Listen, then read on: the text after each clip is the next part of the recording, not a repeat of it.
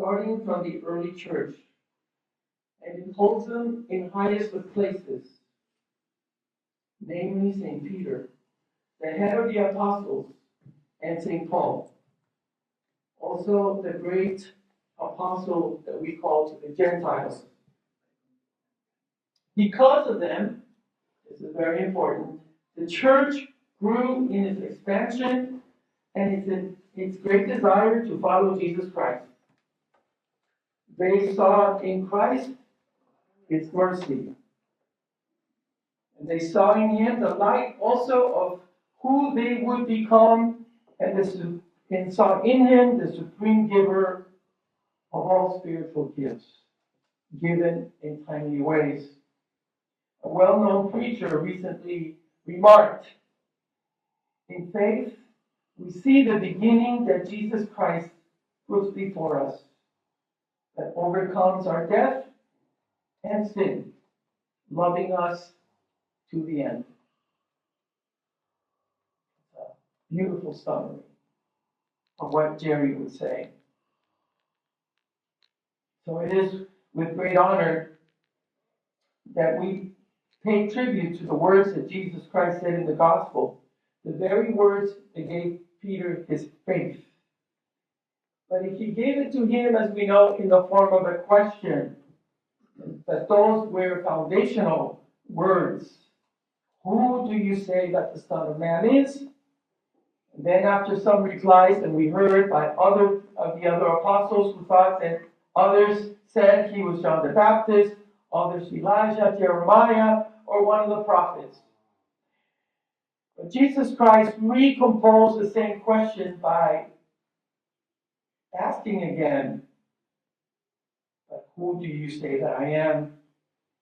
And so Peter responded, but now with a new heavenly enlightenment, finally you are the Christ, the Son of the living God.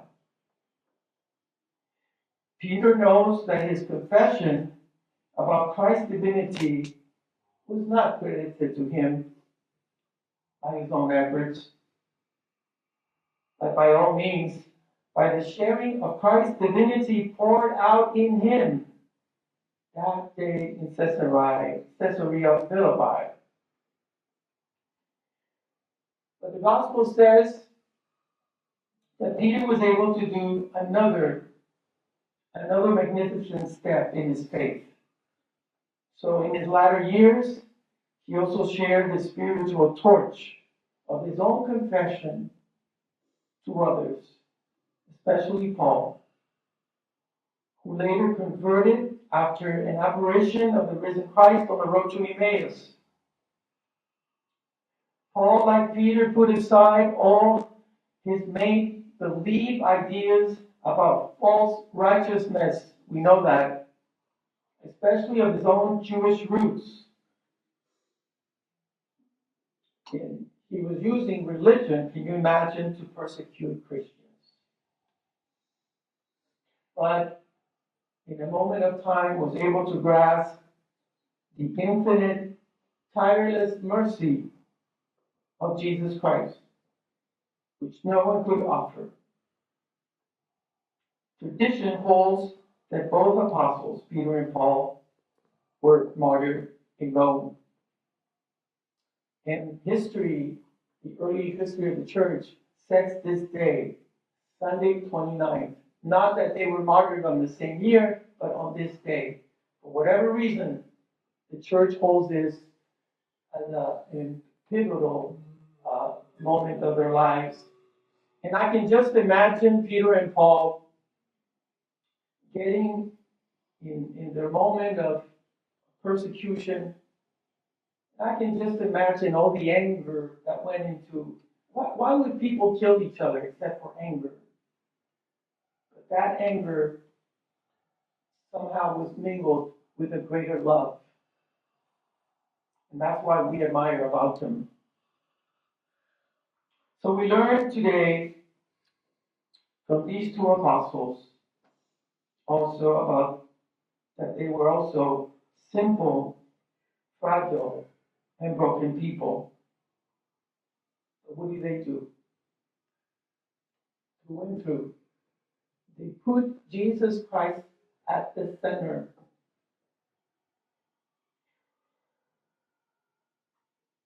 Pope Leo, our new Holy Father, uttered recently from the balcony of St. Peter, and we know he said these words upon his election, that we must put Jesus Christ at the center.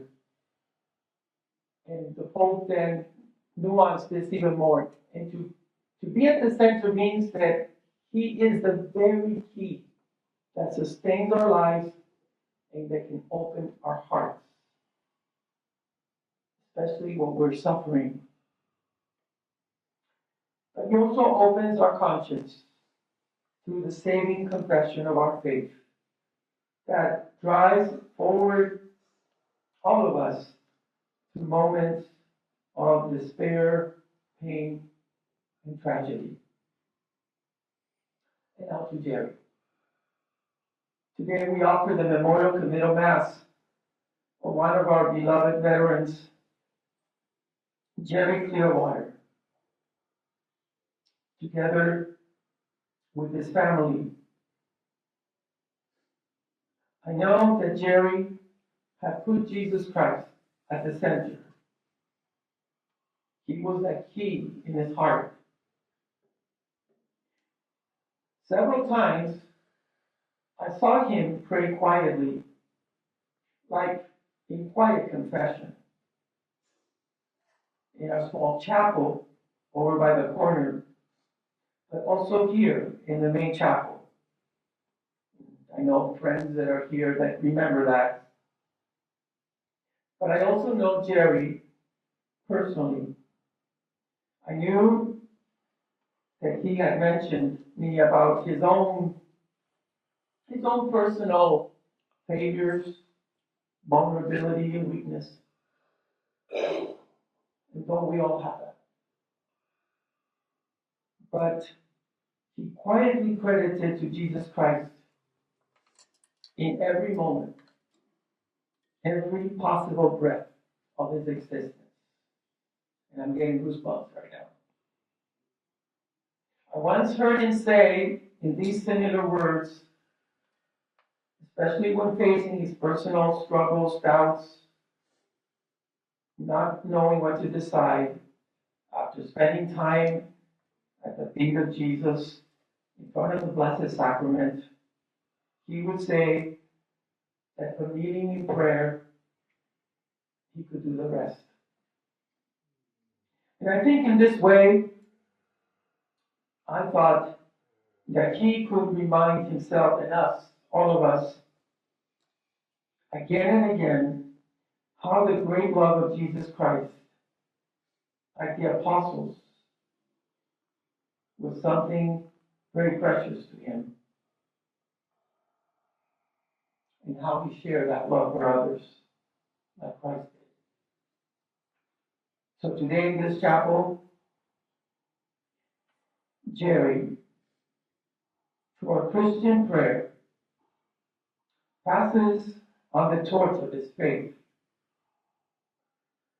We know in humble ways, he sacrificed everything he could for others. Yes, like a good hero veteran.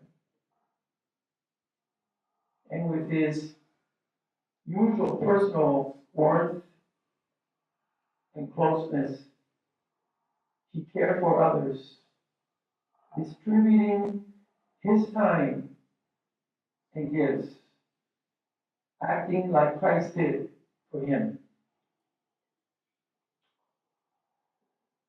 Let us never forget Jerry and his legacy, who he was,